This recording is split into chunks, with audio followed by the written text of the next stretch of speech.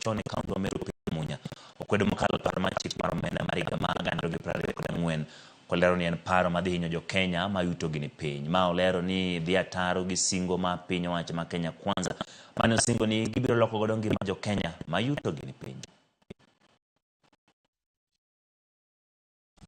Kabunge na finance sheria kwa sababu ni sheria ambayo inaongezea mizigo wananchi wa kawaida.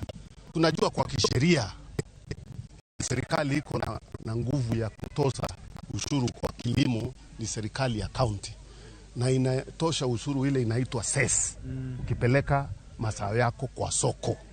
Serikali ya taifa haina hiyo nguvu, lakini tunasikia inaingia sasa huku kuitisha watu kuku, atuko na kuku ngapi ulipie, uko na mbwa ngapi.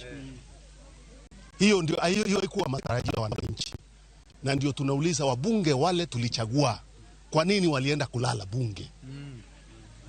Hatukuwachagua wakashughulikie serikali kule, walichaguliwa na wananchi huku wakashughulikie maslahi ya wananchi. Sheria ikiletwa ambayo haizingatii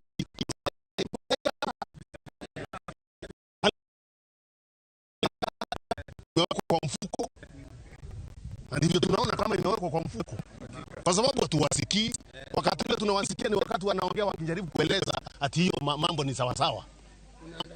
Sisi tunaambia tunakuja kama tusikilize zaidi wakati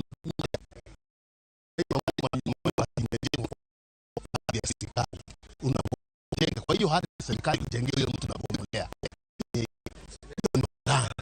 Sikiliza wananchi, ndio walikuwa